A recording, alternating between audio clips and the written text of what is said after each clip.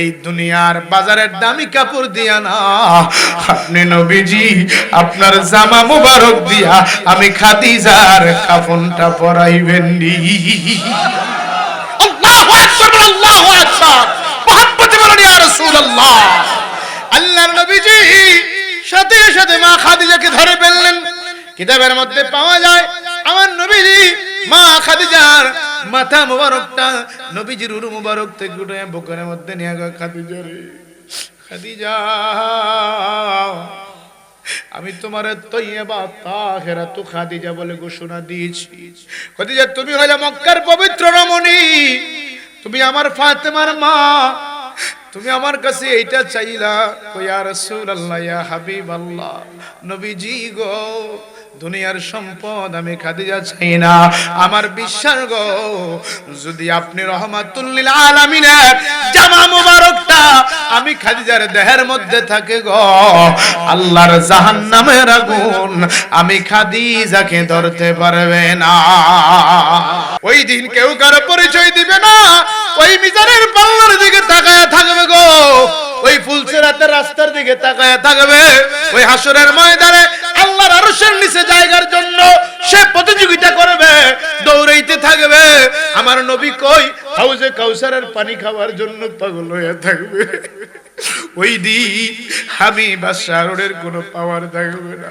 কই যদি না থাকে তাহলে আমি দুনিয়ার রাজপ্রাসাদ চাই না রে বাদশাহ, আমি চাই ওই কবর, যেই কবরে আমাকে হাজার হাজার বছর থাকতে হবে। বলেন তো আমার কোয়ারের বাবারা, ওই কবরে আমরা যাব কি যাব না? এই জোরে বলতে হবে, যাব কি যাব না? এখান থেকে বাঁচার কোন রাস্তা আছে? কবরে না যাওয়ার থেকে কোন রাস্তা আছে গো? শুধু একজনকে আমার আল্লাহ কবরের নিচে দিবে না, তার নাম হইল ওই বদমাশ ফেরাউন। কথা বলেন ঠিক কিনা? আমার আল্লাহ কয়, রে ফেরাউন না, তুই নিজের নিজে খোদা দাবি করলি, আমি আল্লাহ তোরে পানিতে নষ্ট করবে না, পোকায় মাকড়ে খাবে না, মাটির মধ্যে রাখবো না, আমি আল্লাহ তোরে কিয়ামত পর্যন্ত শুটকি বানায়া রাখবো, যাতে দুনিয়ার মানুষ দেখতে পারে আমি আল্লাহর উপরে আর কোনো ক্ষমতা। আরো জোরে বলেন বাবা, আছে না নাই? মৃত্যুর যন্ত্রণা এত কঠিন সইতে আমি পরে রাজা, এত কঠিন সইতে আমি পারি। ও গো দয়াময় হে রহিম, চাই যে শুধু তোমার করুণা, মৃত্যুর যন্ত্রণা এত কঠিন সইতে আমি। পাগলা ডাক দিয়া গো বাদশাহরুন, আমি তোমার রাজ দরবারে যাব, তবে রে আমার তিনটা প্রশ্ন আছে, যদি জবাব দিতে পারো আমি তোমার রাজ দরবারে যাব, না হলে আমি দুনিয়ার রাজ দরবার চাই না, আমার কবরস্থান আমার জন্য ভালো। আরো জোরে বলুন আল্লাহু আকবার। বাদশাহর ডাক দেখো, বাহলুল রে, তোর প্রশ্নগুলা কি আমারে বল। কয়, আমার এক নাম্বার প্রশ্ন হলো, আমি শুনেছি আলেম ওলামাদের জবান আমি শুনেছি, মানুষ যখন মারা যায়, মালাকুল মউত যখন মানুষের কাছে চলে আসে, যখন তার রূহটা কবজ করে রে, দেহটা থেকে যখন রূহটা বের করে, ৭০টা ওট জীবন্ত অবস্থায় সিলাইয়া লবণ মরিচ লাগাইলে যত কষ্ট, তার চাইতে আরো বেশি কষ্ট হয় মানুষের রূহটা যখন বের হয়ে যায়। বাদশাহী, তুমি তো রাজা, আমি তো তোমার প্রজা। আল্লাহু আকবার। বাদশারে, তুমি এলাকার রাজা, আমি তোমার প্রজা, আমি তোমার রাজ দরবারে যাব, আমার এক নাম্বার শর্ত হলো, পারবানি? তুমি তো রাজা, আমি তো তোমার প্রজা, আমার মৃত্যুর যন্ত্রণাটা কমাই দিতে পারবানি? আমার মৃত্যুর যন্ত্রণা কমাইতে পারবানি রে বাদশাহ? হে, ৭০টা জীবন্ত উট চামড়া সিলাইয়া লবণ মরিচ লাগাইলে যত কষ্ট হয়, আমার নবী বললেন একটা মানুষের জীবন যাইতে এর চেয়ে বড় কষ্ট বাদশা রে আমি কেমনে রে এই কষ্ট সহ্য করব? পারবানি গো আমার এই মৃত্যুর যন্ত্রণা থেকে বাঁচাইতে। বাদশা কয় বাহলুল আমার নিজের তো খবর থাকবে না, আমার মৃত্যুর যন্ত্রণা কেমন হবে এটাই তো আমি নিজেই জানি না, আমি কেমনে তোর এই মৃত্যুর যন্ত্রণা কমাইব? কয় যদি কমাইতে না পারো তুমি কিসের বাদশা হইলা? আল্লাহু আকবার! তুমি কিসের রাজা হইলা? তুমি কিসের হারুন হইলা? যদি আমার মৃত্যুর যন্ত্রণা কমাইতে না পারো। কয় বাদশা পাগলা আমি পেল হয়ে গেলাম, তো 2 নাম্বার প্রশ্ন কি? কয় বাদশা রে শুনেছি মানুষকে যখন কবরে রাখা হয় প্রশ্ন হয় কয়টা? সবাই বলেন কয়টা? আরো জোরে মোহাব্বতে বলেন কয়টা? এ বাদশা হারুন আমি শুনেছি কবরে যখন রাখা হয় মুনকার নাকির মানুষকে 3টা প্রশ্ন করে, যে প্রশ্নের জবাব দিতে পারে গো তার কবরটা যায় কিয়ামত পর্যন্ত আমার আল্লাহ জান্নাতের বিছানা বিছায়া দেয়। এ আমার কোয়ারের মুসলমান বাবারা, নবীর পাগলেরা, ওই কবর আমরা চাই কি চাই না? হাত উঠে বলতে হবে চাই কি চাই না? বাদশা রে ওই 3টা প্রশ্নের জবাব দিতে পারবো কি পারবো না আমি জানি না। বাদশা তুমি তো রাজা, আমি তো তোমার প্রজা, পারবানি গো আমার 3টা প্রশ্নের জবাব দিতা? বাদশা হারুন ডাক দেয়া কয় বাহলুল আমি নিজেই তো জানি না 3টা প্রশ্নের জবাব দিতে পারবো কি পারবো না, আমি কেমনে রে তোর জবাব দেব? আমি নিজেই তো পেরেশান হয়ে থাকবো। কয় যদি না পারো তুমি কিসের বাদশা হইলা? কিসের তোমার রাজ দরবার? আমি তোমার রাজ দরবার চাই না, আমি কবরস্থানে থাকবো, এটাই আমার জন্য সবচেয়ে ভালো জায়গা। এ পাগলা বল তোর 3 নাম্বার প্রশ্ন কি? এবার পাগলা ডেকে বলে বাদশারি শুনেছি কাল হাসরের ময়দানে যার আমলনামা ডান হাতে হবে। কোন হাতে? সবাই বলেন বাবা কোন হাতে? আরো জোরে বলেন কোন হাতে? ডান হাতে যার আমলনামা হবে রে বাদশা হারুন ওই ব্যক্তিরা জান্নাতি হবে। আর যদি জাহান্নাম, যদি বাম হাতে তার আমলনামা হয় ওই ব্যক্তিটা জাহান্নামের আগুনের মধ্যে জ্বলতে থাকবে। বাদশা রে পারবি ওই দিন আমার আমলনামাটা ডান হাতে দেওয়ার জন্য? কই তুই কি জানোস না রে পাগলা, ওই দিন সবাই নাফসি নাফসি করবে, কেউ কারো পরিচয় দিতে পারবে না। ওই দিন কেউ কারো পরিচয় দিবে না, ওই মিজানের পাল্লার দিকে তাকায়া থাকবে গো, ওই ফুলসেরাতের রাস্তার দিকে তাকায়া থাকবে। ওই হাসরের ময়দানে আল্লাহর আরশের নিচে জায়গার জন্য সে প্রতিযোগিতা করবে, দৌড়াইতে থাকবে। আমার নবী কই হাউজে কাউসারের পানি খাওয়ার জন্য পাগল হয়ে থাকবে। ওই দিন আমি বাদশাহর কোনো পাওয়ার থাকবে না। কই যদি না থাকে তাহলে আমি দুনিয়ার রাজপ্রাসাদ চাই না রে বাদশা, আমি চাই ওই কবর, যেই কবরে আমাকে হাজার হাজার বছর থাকতে হবে। বলেন তো আমার কোয়ারের বাবারা, ওই কবরে আমরা যাব কি যাব না? এই জোরে বলতে হবে যাব কি যাব না? এখান থেকে বাঁচার কোন রাস্তা আছে? কবরে না যাওয়ার থেকে কোন রাস্তা আছে গো? শুধু একজনকে আমার আল্লাহ কবরের নিচে দিবে না, তার নাম হইল ওই বদমাশ ফেরাউন। কথা বলেন ঠিক কিনা? আমার আল্লাহ কয় রে ফেরাউন না, তুই নিজের নিজে খোদা দাবি করলি, আমি আল্লাহ তোরে পানিতে নষ্ট করবে না, পোকায় মাকড়ে খাবে না, মাটির মধ্যে রাখবো না, আমি আল্লাহ তোরে কিয়ামত পর্যন্ত শুটকি বানায়া রাখবো, যাতে দুনিয়ার মানুষ দেখতে পারে আমি আল্লাহর উপরে আর কোনো ক্ষমতা। আরো জোরে বলেন বাবা আছে না নাই? তাহলে আমার করে দুনিয়ার সম্পদের দিকে তাকাইলার যুবক, এ বাবা দুনিয়ার সম্পদের মায়ে পড়ে রইলা। আম্মাজান খাদিজা যখন অসুস্থ হয়ে গেলেন, আমার নবীজির উরু মুবারকের মধ্যে মাথা মুবারকটা রাইখা মা খাদিজাতুল কুবরা 2 চোখের পানি টপ টপ করে পড়তেছে। আমার নবীর উরু মুবারকের মধ্যে, রান মুবারকের মধ্যে মাথাটা রাইখা কাঁদতেছে। আমার নবীও কান্দে, মা খাদিজাও কান্দে। আমার নবী কয় খাদিজা কেন কান্দো? কয় ইয়া রাসূলুল্লাহ, নবীজি নবী গো, আমি খাদিজা ছিলাম আরবের সবচেয়ে বড় ধনী মহিলা, আমি ছিলাম সবচেয়ে সুন্দরী মহিলা। নবী গো, যখন আপনি নবীরে দেখলাম, আপনি নবীরে যখন আমি খাদিজা দেখলাম, আমার সব সম্পদগুলা আপনি নবীর দরবারে কোরবান করে দিলাম। হুজুর আমার জীবন যৌবন কোরবান করে দিলাম।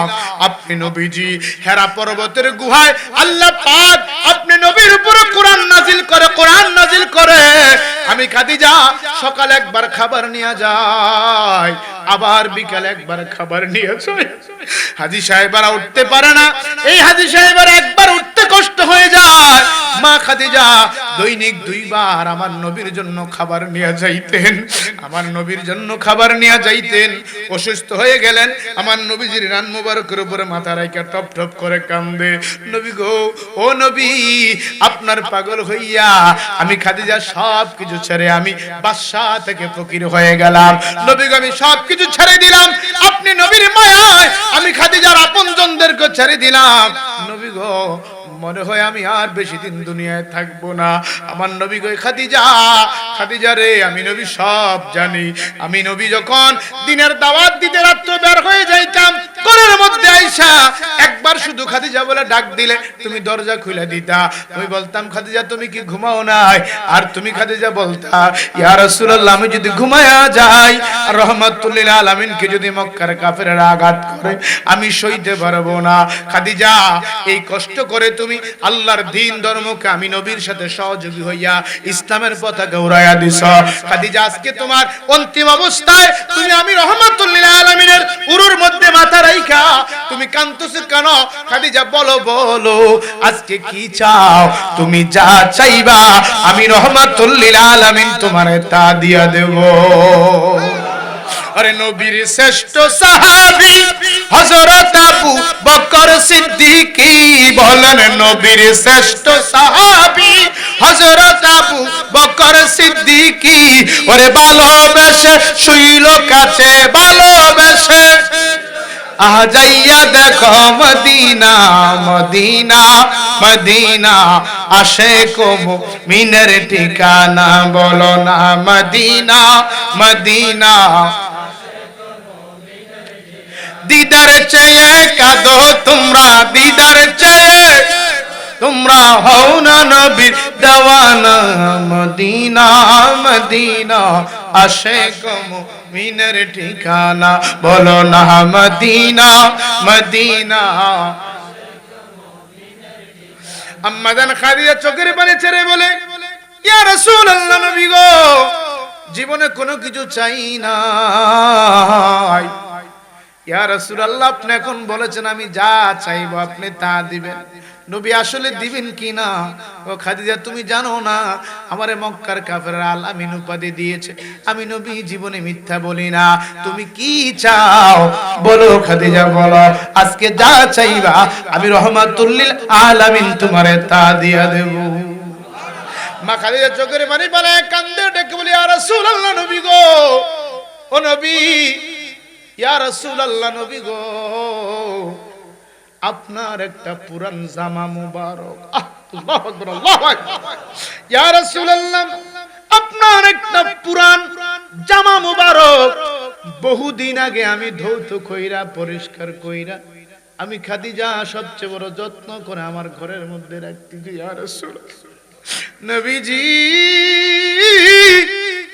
নবী গো, আপনি বলেছেন আমি খাদিজা যা চাই আপনি আমারে তা দিবেন।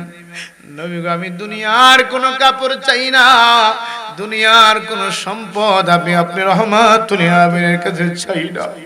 নবী গো, আপনার একটা জামা মুবারক আমি পরিষ্কার করে ধুইয়া আমার ঘরের মধ্যে রেখে দিয়েছি। ও নবী, কথা দেন গো, এই দুনিয়ার বাজারের দামি কাপড় দিয়া না, আপনি নবীজি আপনার জামা মুবারক দিয়া আমি খাদিজার কাফনটা পরাইবেন নি। আল্লাহু আকবার, আল্লাহু আকবার, মুহাম্মদ বলেন, ইয়া রাসূলুল্লাহ। আল্লাহর নবীজি সাথে সাথে মা খাদিজাকে ধরে ফেললেন। কিতাবের মধ্যে পাওয়া যায় আমার নবীজি মা খাদিজার মাথা মুবারকটা নবীজির উরু মুবারক থেকে উঠে বুকের মধ্যে নিয়ে গেল। খাদিজা রে, খাদিজা, আমি তোমার তৈয়বা তাহেরা তু খাদিজা বলে ঘোষণা দিয়েছি। খাদিজা তুমি হলে মক্কার পবিত্র রমণী, তুমি আমার ফাতেমার মা, তুমি আমার কাছে এইটা চাইলা। ইয়া রাসূলুল্লাহ, ইয়া হাবিবাল্লাহ, নবীজি গো, দুনিয়ার সম্পদ আমি খাদিজা চাই না। আমার বিশ্বাস গো, যদি আপনি রহমাতুল লিল আলামিনের জামা মুবারকটা আমি খাদিজার দেহের মধ্যে থাকে গো, আল্লাহর জাহান্নামের আগুন আমি খাদিজাকে ধরতে পারবে না। ও আমার কোয়ারের আব্বাজিরা রে, ওই কবরে যাইব কেমনে থাকবো রে? এই কবরে আমি আপনি কেমনে থাকবো? আমার আব্বা জান 4-5 দিন আইসিইউর মধ্যে ছিল কুমিল্লা মেডিকেল। আমি আমার বাবার সামনে ছিলাম যখন আমার আব্বা দুনিয়া থেকে বিদায় হয়ে গেল।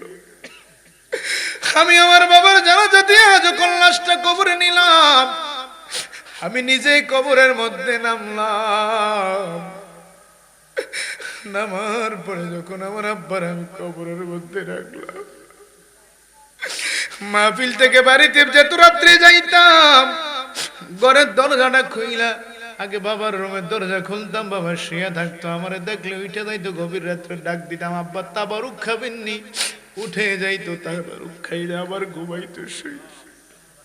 যেই মাত্র আমার বাবার আমার নিজের হাতে কবরে রাখলাম রে কোয়ারের মুসলমান, আর চিন্তা করলাম আজকে কোন করে বাবারে শোয়া দিলাম।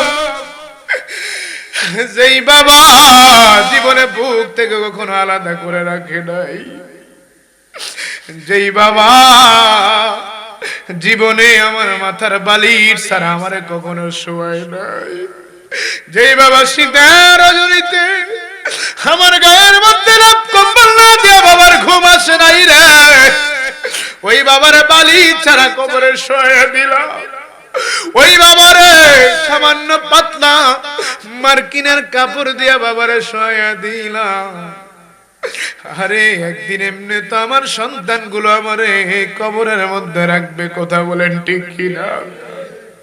আজকেও দুপুর বেলায় কুমিল্লার আদালতের সামনে আমি দাঁড়িয়ে রইলাম। আমার এলাকার একজন মানুষ, আমার এলাকার পরিচিত একজন লোক আমারে দেখে, মাওলানা সাহেব কেমন আছে? আমি আঙ্কেল ভালো আছি। কই তোমার বাবা কেমন আছে? উনি ভালো আছে কিনা উনি জানেন, আমার বাবা যে মারা গেছে। আমি বললাম কাকা আজকে 5 মাস হয় আমার বাবা দুনিয়ায় না। লোকটা স্তব্ধ হয়ে গেলেন, থমকে দাঁড়ালেন। 1 মিনিট পরে বলতেছে, আমি অনেক মানুষ দেখেছি, তোমার বাবার মতো ভালো মানুষ আমি আর দেখি। বাবারে আমার আল্লাহর কসম, যিনি যখন কথাটা বললেন আমি সাথে সাথে গর্ব করলাম, বাবা তুমিও আলেম ছিলা, আমারেও তুমি আলেম বানাইছো। আজকে আলেম হওয়ার কারণে আমার এলাকার মধ্যে এত বড় জানাজা কোন মানুষ দেখে নাই। জানাজা দিয়া মানুষ কয় যে ইমাম সাহেব একটা আলেম বানানোর কারণে আজকে জানাজায় শত শত হাজার হাজার মানুষ আসছে রে। আমার কোয়ারের বাবারা, আমি আমার উসমান ভাইয়ের আব্বাকে যখন দেখলাম গলার মধ্যে জড়ায় নিলাম, উনি আমারে জড়ায় নিল, আমি আমার বাবার গ্রাণ পাইলাম। আর চিন্তা করলাম আজকে আলেমের বাবা হওয়ার কারণে একটা আলেমরে মোহাব্বত করলো। আজকে নূরে মদিনা এই মাদ্রাসা কোয়ারের জমিনে থাকার কারণে রে বাপ, একদিন তুমি দুনিয়ায় থাকবা না, তুমি কবরে চলে যাইবা, তোমার ছেলে তোমার জানাজা পড়াইবো। বলেন তো বাবা, এর চাইতে আর বেশি পাওয়ার আর কিছু আছে? চিৎকার দিয়ে বলুন আছে, জোরে বলুন আছে। আজকে আপনারা অত আলেম হতে পারেন নাই, আফসোস করেন, হারে আমি যদি আলেম হইতাম আমার বাবার জানাজাটা আমি দিতাম, কথা বলেন ঠিক কিনা? আজকে নূরে মদিনা মাদ্রাসাটা এই কোয়ারের জমিন হয়ে গেল। এই মাদ্রাসাটা একদিন এই লাকসামের মধ্যে সবচেয়ে বড় মাদ্রাসা হবে। আপনার সন্তান মানুষ হবে, আপনি নিজে সন্তান বানাইতে পারেন নাই, আমার নবীকে একটা সন্তান রে আলেম বানাও, না হলে একটা সন্তান রে আলেমের সুরতে বসাও, না হলে একটা আলেমের সাথে মহব্বত করো, না হলে একটা আলেমের সাথে আত্মীয়তার সম্পর্ক লাগায়া দাও। হতে পারে এটার কারণে আমার আল্লাহ তোমাকে নাজাতের ব্যবস্থা করবে, কথা বলেন ঠিক কিনা? আজকের এই কোয়ারের এই মাহফিল থেকে আমি দেখতে দেখতে চাই কার কার বাবা নাই, একটু হাতটা উঠে দেখানোর জন্য। আমার বাবা নাই গো। আরে বাবা ছাড়া কত সন্তান। আমার সভাপতি সাহেবের আব্বাও নাই, আপনাদের অনেকের বাবা নাই। আবার দেখি মা নাই কার, একটু হাত উঠান, মা নাই কার। আরে আরে আমার ওসমান ভাই অনেকের মা দুনিয়ার জমিন থেকে বিদায় হয়ে গেছে। আজকে দুনিয়ার সন্তান যদি সৌদি আরবে থাকে, ওমান থাকে, বাহরাইন থাকে, কুয়েতে থাকে, কাতারে থাকে, যদি ইতালি থাকে, মা বাবা মোবাইলে দেখে দেখে কথা বলতে পারে, খবর নিতে পারে গো। যেই বাবারে 3 বছর 5 বছর 10 বছর আগে কবরে দিয়ে আসছেন, বলেন তো ওই কবরের কোনো খবর পাওয়া যায়? এই জোরে বলেন, পাওয়া যায় কি যায় না? এই মাদ্রাসা হবে, সন্তানগুলো কোরআন শরীফ তেলাওয়াত করবে। আল্লাহর নবী বললেন যে এলাকার মধ্যে আমার ঘর থেকে কোরআন তেলাওয়াত হয়, কোরআন তেলাওয়াতের আওয়াজটা যত দূর যায় তত দূর পর্যন্ত আমার আল্লাহ কবরের আযাব বন্ধ করে। চিৎকার দিয়ে বলুন মারহাবা। আমি দেখতে চাই একটা ধন্য সন্তান কে আছেন? সর্বপ্রথম হাতটা উঠায়া হুজুর গো, আল্লাহ ধন দিয়েছে, মন দিয়েছে, ছিলাম ভাঙ্গা ঘরে, ছিলাম বেড়ার ঘরে, ছিলাম মাটির ঘরে, করলাম মাটির কাজ করেছি, খেতে কামারের কাজ করেছি, কৃষি কাজ। আজকে সন্তানটা বিদেশ পাঠাইলাম, 1 তলা 2 তলা 5 তলা ফাউন্ডেশন দিয়ে বাড়ি বানাইলাম। জুর এই বাড়ির মধ্যে থাকি, সন্তান কিন্তু রাস্তার মধ্যে ধর্মনিয়া বাড়া বাড়িয়া গুণ ইমানের বাজারে, থাইকো হুঁশিয়ারে মুমিন, থাইকো হুঁশিয়ারি। এই জন্য বাবা শেষ জামানা চলতেছে, এই যে ঘন ঘন এই ভূমিকম্প হয়। আগে কিন্তু একটা বছরে একবার ভূমিকম্প হইতো না, ঠিক কিনা বলেন? 2-4 বছরও হতো না, এখন ঘন ঘন কেন হয় জানেন? এই যে আজকে দেখেন বাংলাদেশের বিভিন্ন ওলি আল্লাহর দরবারে মাজারে হামলা হচ্ছে, ঠিক না বেঠিক? আজকে বিভিন্ন জায়গায় জানাজার পরে আর মুনাজাত হয় না। আচ্ছা বলেন তো, মুনাজাত দিবেন, হাত উঠাবেন কার কাছে? বান্দারে বানাইছে কে? আল্লাহর কাছে হাত উঠাইতে কি? আচ্ছা বলেন, আল্লাহর কাছে চাইতে আল্লাহ কখনো নিষেধ করছে? কিন্তু আজকে কলা কৌশলে বিভিন্ন বৈজ্ঞানিক উদাহরণ দিয়ে আপনাদেরকে এই সমস্ত আমল থেকে দূরে থাকতেছে। কথা বলেন ঠিক কিনা? আর এই সমস্ত আমল এবং আপনাদের ঈমানকে মজবুত করার জন্য আল্লাহর নবীর ঘর দ্বীনি মাদ্রাসার কোনো বিকল্প। কিন্তু এই মাদ্রাসা হতে হবে সুফিবাদী বিশ্বাসী মাদ্রাসা, ঠিক কিনা বলেন? মাদ্রাসা হতে হবে ওলি আল্লাহ বিশ্বাসী মাদ্রাসা, মাদ্রাসা হতে হবে নবীর প্রেমের মাদ্রাসা, ঠিক না বেটি? আজকে মাদ্রাসা আছে কিন্তু মাদ্রাসার মধ্যে নবীর প্রেম, এই জন্য ঘন ঘন গজব আসতেছে। তো আমি আপনাদের কাছে, কোয়ার গ্রামবাসীর কাছে একটা জিনিস আমি আপনাদের কাছে আবদার রাখতে চাই। বলেন, মাদ্রাসাটা কি আমার না আপনাদের? আমার না আমাদের? জোরে বলেন, আমার না আমাদের? আপনাদের মাদ্রাসা। আলহামদুলিল্লাহ, আজকের সম্মানিত সভাপতি সাহেব, আজকের এই মাহফিলের মধ্যমণি, যার সভাপতিত্বে আজকের এই সভা চলছে, উনি এই মাদ্রাসার জন্য 2 লক্ষ টাকা দান করতেছেন। জোরে করেন মারহাবা। কয় লক্ষ? এটা কি ওনার না আপনাদের? কথা বলেন না। এখন উনি 2 লক্ষ টাকা দিলে কি মাদ্রাসা হয়ে যাবে? 2 লক্ষ টাকা দিয়া মিস্ত্রির বেতন দেওয়া যাবে? বাকি টাকাগুলো কি উনি দিবে না আমরা দিতে হবে? তাহলে মাদ্রাসাটা অচির হোক, এটা কি গ্রামবাসী সবাই চান? একটু ডান হাত উঠে বলেন কারা কারা চান, আমি একটু দেখতে চাই। আমি বহুবার এখানে এসেছি, আরো 2-3 বার আসছি। মাদ্রাসাটা অতি তাড়াতাড়ি হোক, চাই কি চাই না? কারণ বাবা, আপনাদের ঈমানটা বর্তমানে কচু পাতার পানির মতো হচ্ছে। আপনারা জানেন, আপনাদের আশেপাশে বিভিন্নভাবে আপনাদের ঈমানকে নষ্ট করার জন্য, ঈমানকে নষ্ট করার ফ্যাক্টরি, ঈমানকে নষ্ট করার কারখানা কিন্তু আপনাদের আশেপাশে চলে আসছে, ঠিক কিনা বলেন? এই কথা বলেন না, ঠিক না বেঠিক? আপনি আশ্চর্য হয়ে যাবেন। আচ্ছা, জুমার দিন কোনো মানুষ যদি মা বাবার জন্য দোয়া করায়, মিলাদ শরীফ পড়াইছে, এটার কারণে বিরিয়ানি দিছে, তাবারুক দিছে, কিন্তু মসজিদে আইলে কমিটির পক্ষ থেকে বিরিয়ানি দিছে, এরকম শুনছি নি আমরা? কথা কন না? শুনলে বলেন শুনছি, না হলে বলেন শুনছি না। শুনছেন যে কমিটি বিরিয়ানি দেওয়ার কারণে মুসল্লি আসছে, এরকম শুনছেন? কিন্তু আল্লাহর কসম, আমার ঘর থেকে আধা কিলোমিটার দূরে একটা মসজিদ হয়েছে আজকে 2 বছর। মুসল্লিরা জুমাতে গেলে হাজি বিরিয়ানির প্যাকেট দেয়। আপনি বুঝেন এবার, এটা কি হাজি বিরিয়ানির প্যাকেট দিল না আপনার ইমান নিল? আপনাদের কাছে আমার প্রশ্ন, জ্ঞানী গুণী বাবারা, কি হাজি বিরিয়ানির প্যাকেট ধরাই দিয়েছেন আপনার ইমান নিছে? আপনারা বলছেন এখানে 70 বছরের মুরব্বী আছেন, 80 বছরের মুরব্বী আছেন, মসজিদ কমিটি বিরিয়ানি দিয়ে মুসল্লি আনছে, এরকম শুনছেন? খোদার কসম, এটা জান্নাতের বাগান। আমার এলাকায় আমি যে মাদ্রাসায় দাখিল পাস করছি, মাদ্রাসা থেকে 200 গজ পশ্চিমে জুমার দিন হাজি বিরিয়ানির প্যাকেট নিয়ে আসে। কারণ সব মিলে মুসল্লি হয় কজন জানেন? 20-30 জন। ওই যেগুলা খানার জন্য আসে, গরিব মানুষ, রিক্সা চালায়, অটো চালায়, দিন মজুর কাজ করে, সে বুঝে না ধর্ম কি, সে বুঝে না ইমান কি, সে বুঝে না আকীদা কি। বিরিয়ানি খাইতে খাইতে আস্তে আস্তে ওই দৌড়ানি ইমান তার দৌড়াইয়ে দিছে। কথা বলেন ঠিক কিনা? এই জন্য আমি বলবো এই প্রতিষ্ঠানটা আমরা অচিরে চাই। আপনারা রাজি আছেন তো? সভাপতি মহোদয় 2 লক্ষ টাকা দান করলেন, ইমানে আওয়াজে বলেন মারহাবা, আরো জোরে বলেন মারহাবা। আমি প্রথম চাইছিলাম কত চাইছিলাম? কয় লাখ? আইসিনি। এখন এই মাদ্রাসা আপনারা করবেন, সবাই হাত উঠে ওয়াদা করেন তো, সবাই হাত উঠান ইনশাআল্লাহ। আপনাদের সকলের সহযোগিতায় এই নূরে মাদিনা মাদ্রাসা হবে তো? সবাই বলেন হবে, হবে, জোরে বলেন হবে, 3 বার বলেন হবে, হবে, হবে। আল্লাহ পাক যাতে মদিনার কামলিওয়ালা নবীর নুরানি নজর আল্লাহ যেন কবুল করে, জোরে বলেন আমিন। আমার মেয়ে না, আমার মেয়ে না, আমি ভাগ্যে বলতেছিলাম টাকা পাঠাইতে সরকারি। আচ্ছা ইনশাআল্লাহ দোয়া হবে। তাহলে মাদ্রাসাটা ইনশাআল্লাহ উচ্চরিয়ে করবেন। আলহামদুলিল্লাহ আপনাদের এই দান স্বতঃস্ফূর্তভাবে আপনারা যারা দান করেছেন, আমি অন্তর থেকে, আমি আপনাদেরই মানুষ, আমি আপনাদের দূরের নয়। এখানে আরো কয়েকবার ওয়াজ করেছি। আল্লাহ যদি বাঁচায় ইনশাআল্লাহ আবারও আসবো আপনাদের ভালোবাসায়। আল্লাহ পাক যাতে আপনাদের মাদ্রাসাটায় কবুল করে, জোরে বলুন আমিন। জি হ্যাঁ, আমার বাবা জনাব আলহাজ মোহাম্মদ আমিনুল ইসলাম সরাই সাহেবের দান আল্লাহ যাতে কবুল করে। আল্লাহ আমার ম্যাম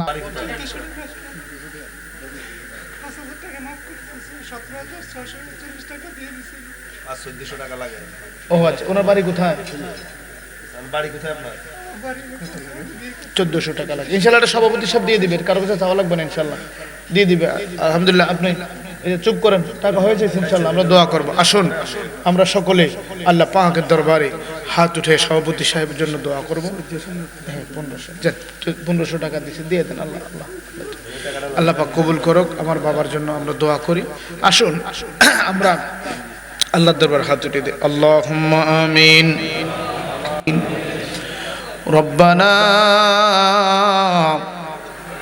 ظلمنا أنفسنا وإن لم تغفر لنا وترحمنا لنكونن من الخاسرين رب ارحمهما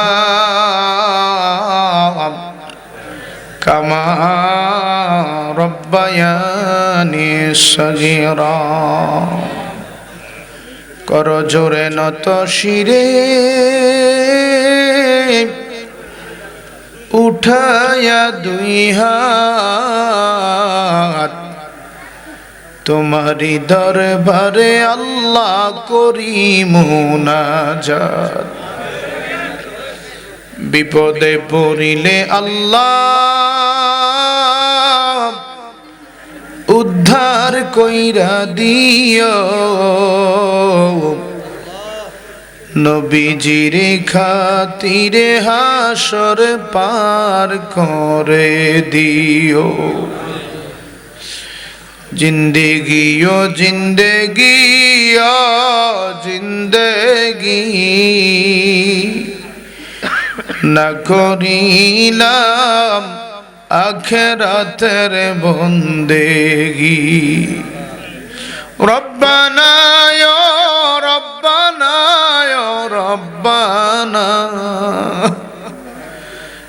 মাফ করে দাও জীবনেরই সব গুনাহ। কত গুনাহ করছি মাবুদ জীবনে, মাফ করে দাও আল্লাহ তোমার নিজ গুণে। তুমি যদি মাফ না করো বান্দারে, বলো তোমার বান্দা যাবে কার কাছে? আদর করে বান্দা বান্দি বানায়া কেমনে দিবা জাহান্নামে ফালায়া বান্দা যদি জাহান্নামে জ্বলিবে তুমি মাবুদ কেমনে চাইয়া দেখিবে আব্বা আম্মা আসে যারো আল্লাহ কবরে মায়ার নজর করেন আল্লাহ তাদের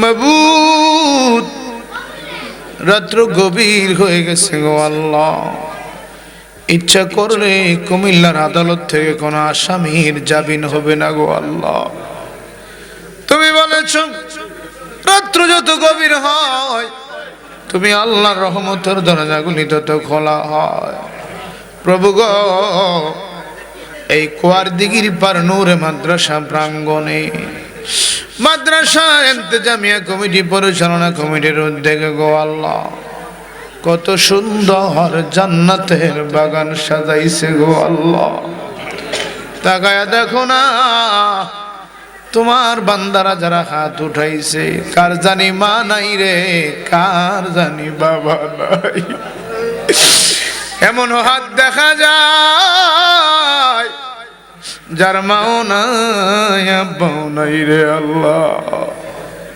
যে মা দুঃখিনী আমাদের প্রস্রাবে শুইয়া রাত্র কাটাইল মার গরম জায়গাটা আমরা দিল রে আল্লাহ যেই বাবা রিক্সা চালাইয়া ঠেলা গাড়ি ভ্যান গাড়ি মানুষের খেতে খামারে মজুরি দিয়া আল্লাহ কলকারখানায় চাকরি করে বিদেশে বিরাজ্যে থাই গামরার মানুষ বানাইল জানি না ওই মা বাবার কবরে জানি জাহান্নামের আগুন জ্বলে রে আল্লাহ প্রভু গো মেহেরবানি করে আজকের মাহফিলের হাদিয়া সোনার মদিনায় কবুল করে নাও সমস্ত আম্বিয়া کرام আউলিয়া کرام শুহাদা کرامের দরবারে কবুল করে নাও আল্লাহ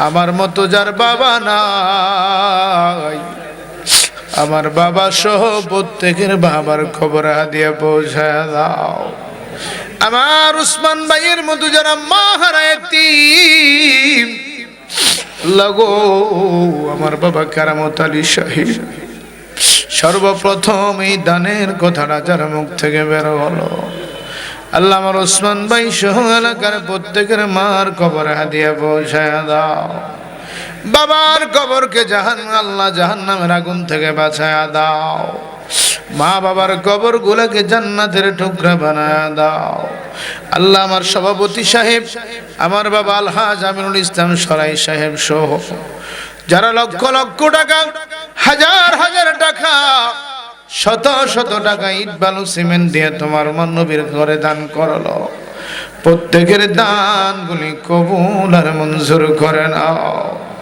দানের উসিলায় জীবনের গুনাহগাথা মাফ করে দাও তাদের মা বাবা দাদা দাদি নানির কবরের আযাব তুমি মাফ করে দাও জানি না রে আল্লাহ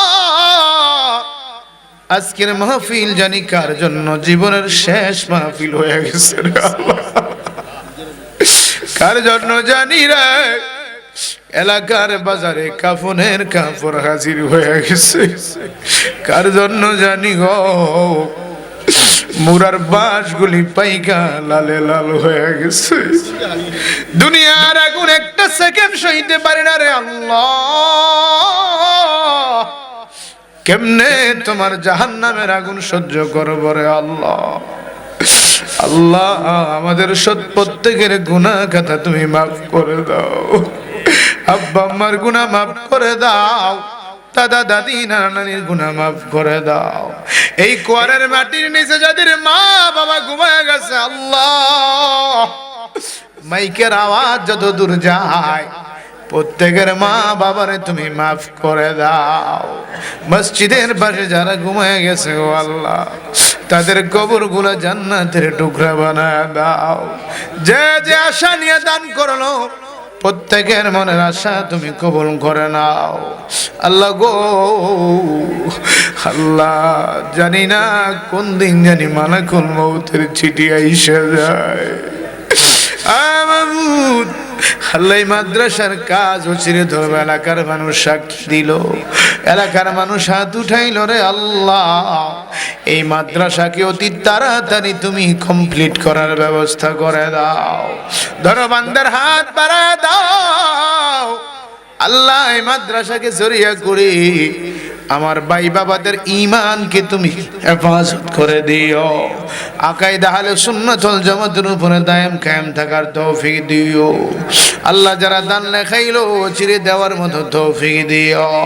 এলাকার বিদেশে বিরাজ্যে অনেক সন্তান আছে রে আল্লাহ, তাদেরকে তুমি আমানে হাসানে রেখে দিও আল্লাহ। আমার অনেক মা বোনেরা দান করলো, মা বোনদেরকে ওলি বানায় দাও আল্লাহ। আখিরি তামান্না কবে জানি রে মালাকুল মউত রাতে ধরা পড়ে যাই আল্লাহ গো। হাদে আল্লাহ কিতাবের মধ্যে আসছে মালাকুল মউতের ভয়ঙ্কর চেহারা দেখলে মানুষ প্রস্রাব পায়খানা করে বেঈমান হয়ে যাবে। আজরাইল আসবে রূহ নেওয়ার জন্য, শয়তান আসবে ঈমান নেওয়ার জন্য গো আল্লাহ। আল্লাহ কঠিন মুসিবতের সময় আমাদের ঈমানকে হেফাজত করে দিও। নবীজির নূরানি চেহারা মুবারক দেখায়া প্রত্যেকের জবানে কলবে পড়ায়া দিও লা ইলাহা ইল্লাল্লাহু মুহাম্মাদুর রাসূলুল্লাহ।